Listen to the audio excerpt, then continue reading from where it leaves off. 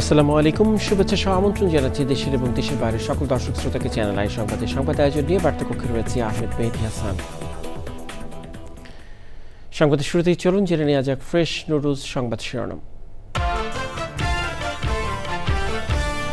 15ই August কর্মসূচি পালনের প্রস্তুতি সভা থেকে কার্যক্রম নিষিদ্ধ আওয়ামী লীগের 53 নেতাকর্মী গ্রেফতার, ব্যানার সহ বিভিন্ন স্লোগানের প্লাকার্ড জব্দ। এয়ার ভাইস মার্শাল সুলতান মাহমুদ বীর উত্তমের 3য় মৃত্যুবার্ষিকী আজ। বিমান বাহিনীকে যুগোপযোগী করার অবদানে পেয়েছিলেন স্বাধীনতা পুরস্কার।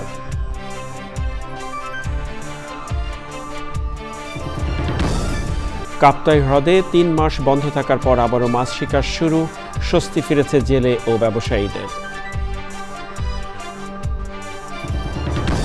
এবং সবুজে সাজাই বাংলাদেশ স্লোগানে চাঁদপুরে প্রকৃতি ও জীবন ক্লাবের বৃক্ষরোপণ বিতরণ, পরিবেশ সচেতন প্রজন্ম গড়তে ইতিবাচক ভূমিকা রাখবে প্রত্যাশা।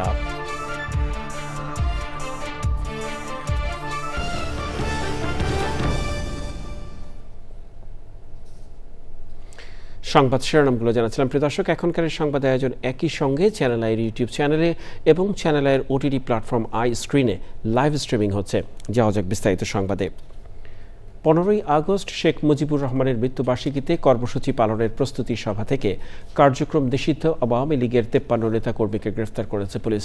বৃহস্পতিবার রাতে রাজধানীর ভাটারা থানার বসুন্ধরা আবাসিক এলাকার একটি ভবন থেকে তাদের গ্রেফতার করা হয়। তাদের কাছ থেকে ব্যানার সহ বিভিন্ন স্লোগানের প্লাকার্ড জব্দ করেছে পুলিশ।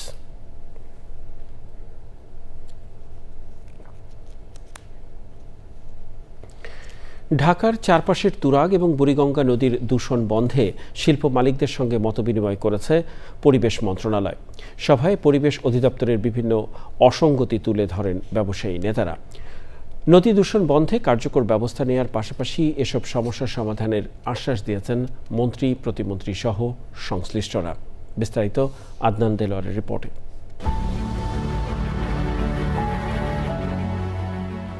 শিল্প কারখানার বর্জ্যে দিন দিন দূষিত হচ্ছে তুরাগ ও বুড়িগঙ্গা। পরিসংখ্যান বলছে বুড়িগঙ্গার পানিতে অক্সিজেনের পরিমাণ খুবই কম। রাসায়নিক দূষণের মাত্রাও অনেক বেশি। তুরাগ নদী দূষণের বড় কারণও শিল্প বর্জ্য। নদী দূষণ বন্ধে আয়োজিত সভায় নিজেদের সমস্যার কথা তুলে ধরেন ব্যবসায়ী নেতারা। পরিবেশ অধিদপ্তর এই পর্যন্ত আমাদের যে পরিমাণ জরিমানা করছে আমাদের ইন্ডাস্ট্রিতে, এই জরিমানার টাকাগুলি দিয়েও কয়েকটা সেন্ট্রাল ইটিপি করা যেতে পারে। ইটিপি চালায় না ওই কারণেই যে কস্ট অনেক বেশি পড়ে যায়। আমি চাই আমার পানি ঠিক আছে কিনা সেইটা দেখেন।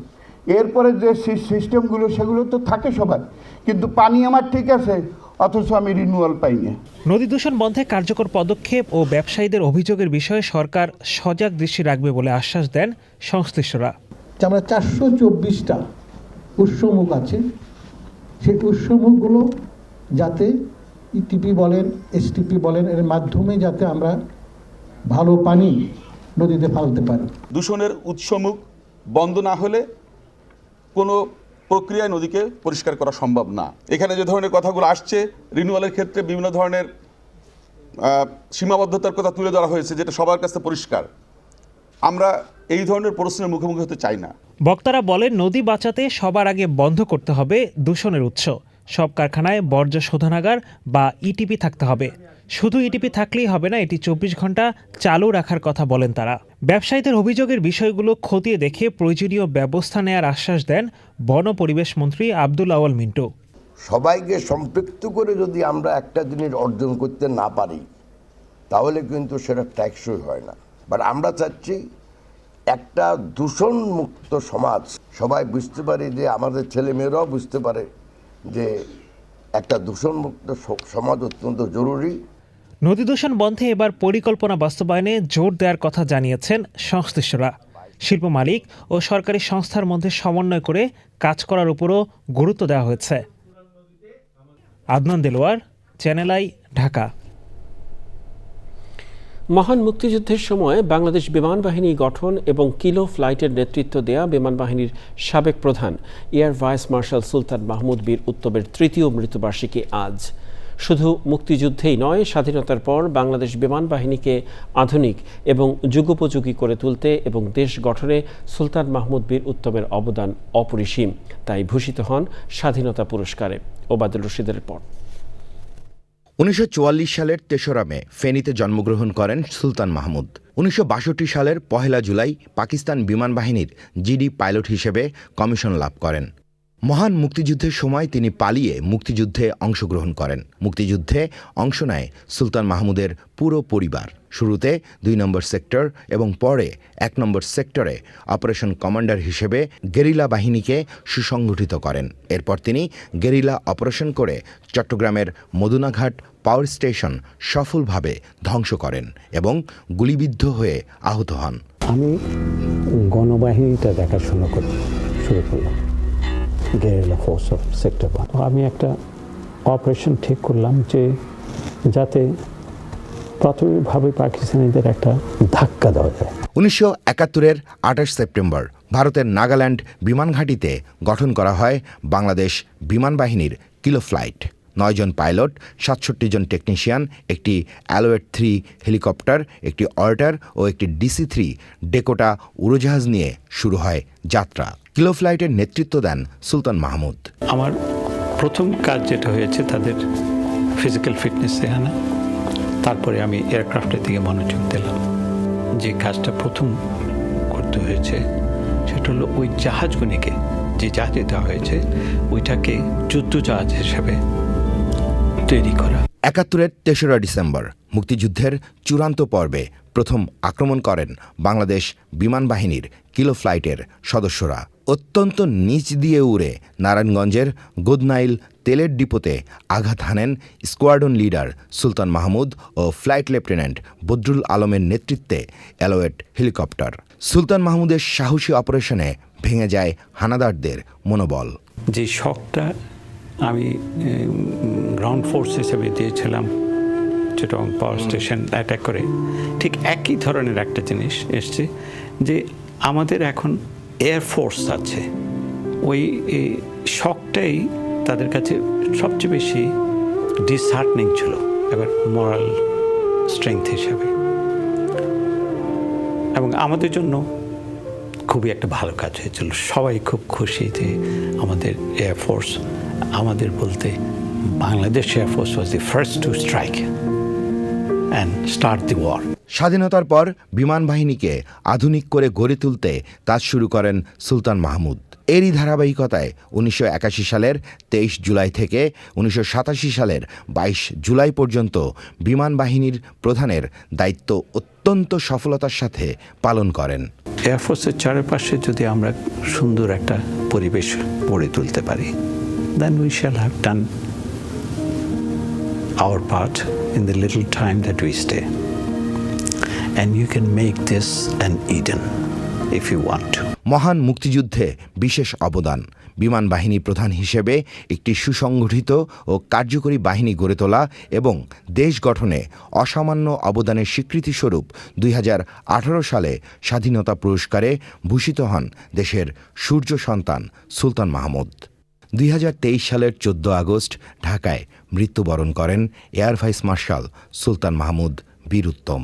এয়ার ভাইস মার্শাল সুলতান মাহমুদ বীর উত্তমের 3য় মৃত্যুবার্ষিকী যথাযথ মর্যাদায় পালন করছে বাংলাদেশ বিমান বাহিনী। Obaidul Rashid, channel I, Dhaka. দেশের সর্ববৃহৎ কৃত্রিম জলরাশি রাঙামাটির কাপ্তাই হ্রদে 3 মাস বন্ধ থাকার পর আবারও মাছ শিকার শুরু হয়েছে। শহরে মাছের বাজারগুলোতেও ফিরে এসেছে প্রাণচাঞ্চল্য, স্বস্তি ফিরেছে জেলে পরিবারগুলোতে।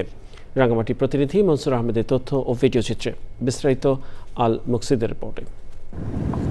রাঙামাটির কাপ্তাই হ্রদের প্রাকৃতিক পরিবেশকে মৎস্য সম্পদ বৃদ্ধির সহায়ক হিসেবে গড়ে তোলার লক্ষ্যে রাঙামাটি জেলা প্রশাসনের আদেশে 24 এপ্রিল দিবাগত মধ্যরাত থেকে মৎস্য শিকার নিষিদ্ধ করে রাঙামাটি জেলা প্রশাসন।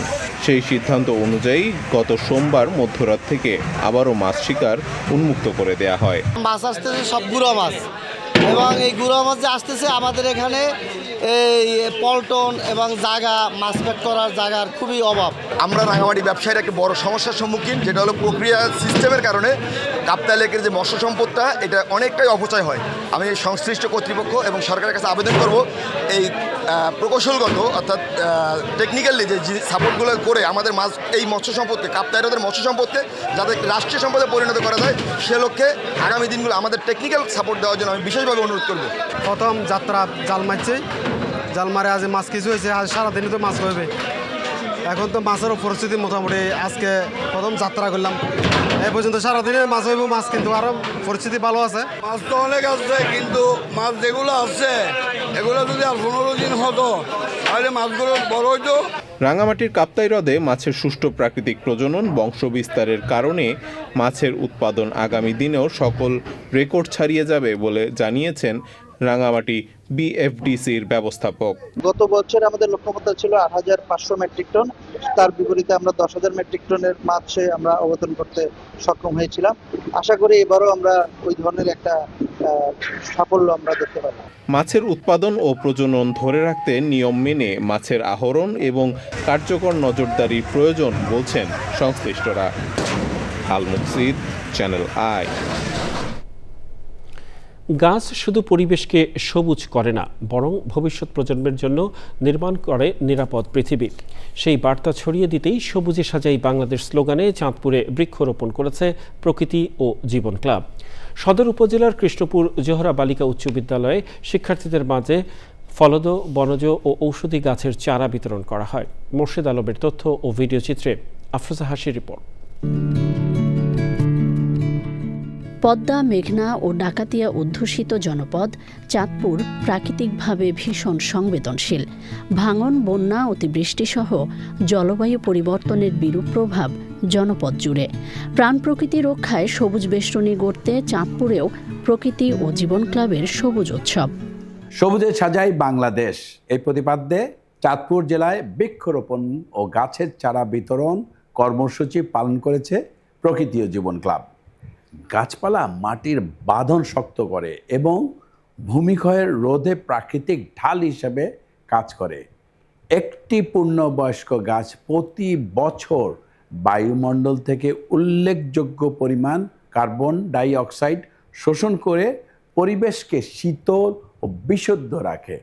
আসুন নদীমাতৃক চাঁদপুরকে আরও সবুজ, প্রাণবৈচিত্র্যময় ও পরিবেশ বান্ধব করে তুলতে সকলে মিলে বৃক্ষরোপণ করি আর সারা বাংলাদেশটাকে সবুজে ছেয়ে ফেলি।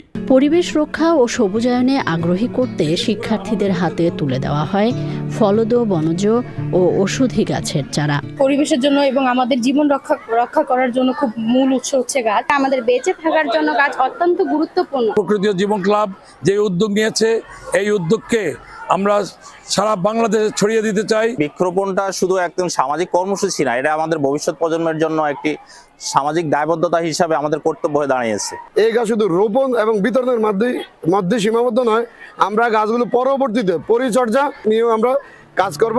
পরিবেশ সচেতন প্রজন্ম গড়তে ইতিবাচক ভূমিকা রাখবে সবুজায়ন, প্রত্যাশা সচেতন মহলের। যদি গাছ না থাকতো তাহলে দেশে কোনো বৃষ্টিপাত হতো না, বৃষ্টিপাত না হলে কোনো ভালো ফসল উৎপাদন হতো না, ভালো ফসল উৎপাদন না করলে একটা দেশে কি করে দুর্ভিক্ষের দিকে ধাবিত করে।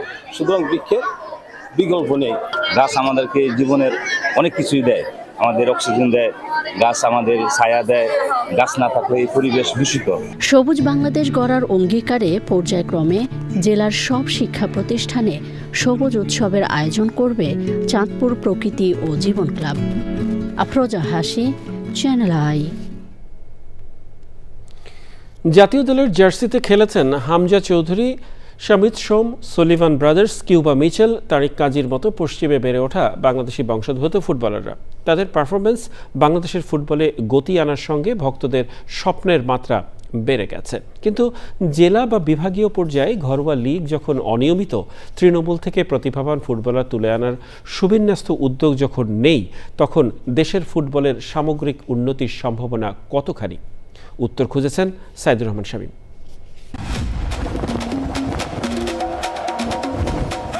বিশ্বকাপের আমেজ কেটেছে, বাংলাদেশের ফুটবল ভক্তদের চোখ এখন নভেম্বরে ঢাকায় সাফ ফুটবল চ্যাম্পিয়নশিপের দিকে। 7 দলের আঞ্চলিক এই ফুটবলে শিরোপা জয়ের স্বপ্নে বিভোর কোচ থমাস ডুলি ও তার শিষ্যরা।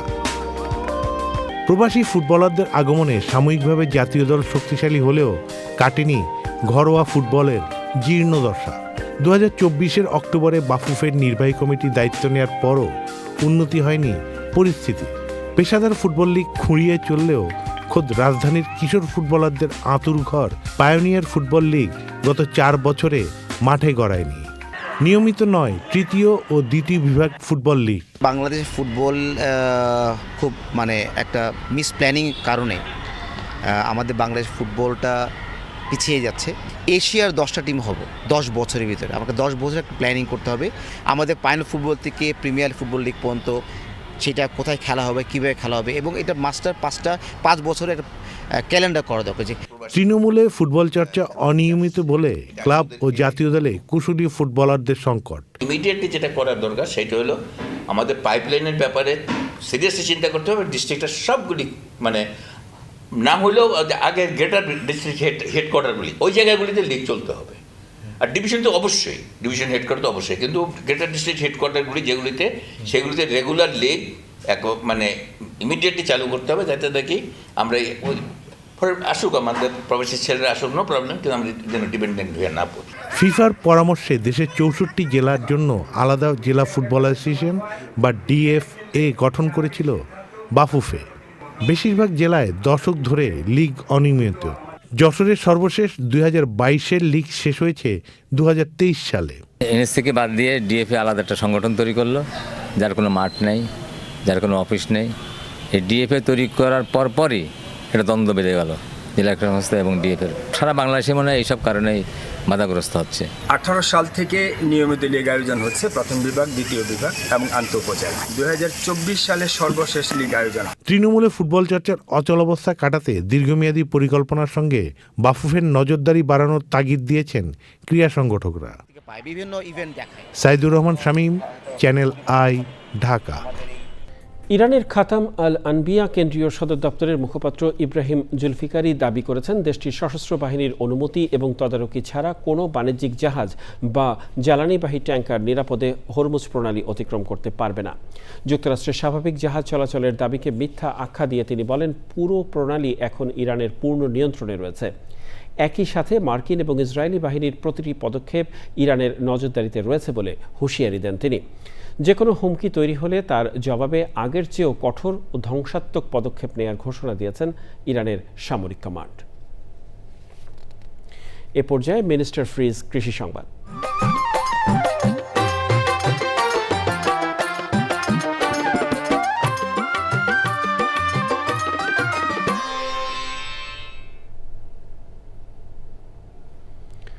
ঔষধি গুণসম্পন্ন বলে পরিচিত ননি ফল চাষে সফলতা পেয়েছেন নড়াইলের উদ্যোক্তা রবিউল ইসলাম। মাত্র 20 শতক জমির বাগান থেকে মাসে আয় করছেন 1 থেকে 1.5 লাখ টাকা। তার ননি ফল চাষ দেখে আগ্রহী হচ্ছেন তরুণ উদ্যোক্তারা। প্রকৃতি সংবাদ।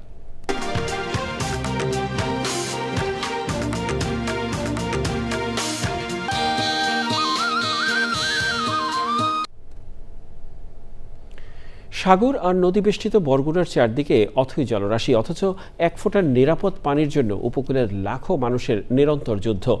জলবায়ু পরিবর্তন আর বাড়তে থাকা লবণাক্ততা কেড়ে নিচ্ছে বেঁচে থাকার মৌলিক অধিকার বিশুদ্ধ পানি। নিরাপদ পানির অধিকার নিশ্চিতে দীর্ঘমেয়াদী পরিকল্পনা ও বাস্তবায়নের তাগিদ ভুক্তভোগীদের।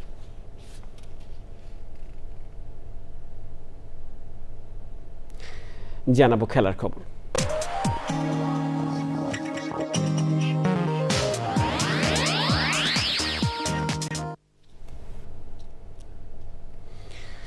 ডারউইন টেস্টে নিজেদের প্রথম ইনিংসে অস্ট্রেলিয়ার বিপক্ষে ব্যাট করছে বাংলাদেশ। দ্বিতীয় দিনে 96 রান আর হাতে 9 উইকেট নিয়ে মাঠে নামে নাজমুল শান্তর দল। ব্যাটিংয়ে নেমে ক্যারিয়ারের দ্বিতীয় টেস্টে প্রথম 50-র দেখা পান তানজিদ হাসান তামিম। তানজিদ মুমিনুলের জুটি ভাঙে 102 রানে। হ্যাজেলউডের বলে ব্যক্তিগত 49 রানের মাথায় আউট হন মুমিনুল। 17 রানে পিছিয়ে থেকে লাঞ্চ বিরতিতে যায় বাংলাদেশ। শেষ খবর পাওয়া পর্যন্ত বাংলাদেশের সংগ্রহ ছিল 2 উইকেটে 190 রান। রেকর্ডময় ক্যারিয়ারে আরও একটি নতুন অর্জন যোগ হলো নরওয়ের তারকা ফুটবলার আর্লিং হাল্যান্ডের। নতুন মৌসুমের অভিযান শুরুর আগে ইতিহাদ স্টেডিয়ামে ক্যারিয়ারের অবিশ্বাস্য কিছু গোল করার স্বীকৃতিস্বরূপ গিনেস ওয়ার্ল্ড রেকর্ডসের 4টি সনদ পেয়েছেন ম্যানচেস্টার সিটির এই স্ট্রাইকার। স্বীকৃতি পাওয়া রেকর্ডগুলোর মধ্যে রয়েছে সবচেয়ে কম ম্যাচে প্রিমিয়ার লিগের 100তম গোল, ইউএফএ নেশনস লিগের ইতিহাসে সর্বকালের সর্বোচ্চ গোলদাতা ও ইউএফএ চ্যাম্পিয়ন্স লিগের একটি ম্যাচে করা 5 গোলের অনবদ্য পারফরমেন্সের কীর্তি।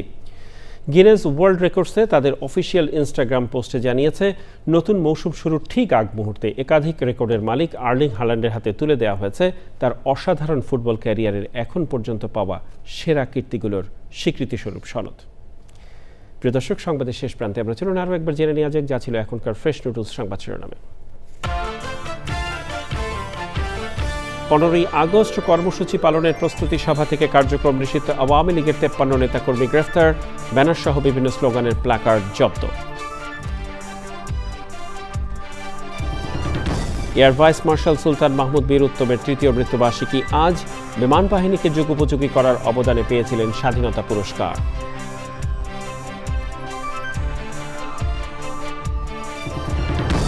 কাপ্তাই হ্রদে 3 মাস বন্ধ থাকার পর আবারও মাছ শিকার শুরু, স্বস্তি ফিরেছে জেলে ও ব্যবসায়ীদের। এবং সবুজে সাজাই বাংলাদেশ স্লোগানে চাঁদপুর প্রকৃতি ও জীবন ক্লাবের বৃক্ষরোপণ বিতরণ, পরিবেশ সচেতন প্রজন্ম গড়তে ইতিবাচক ভূমিকা রাখবে প্রত্যাশা।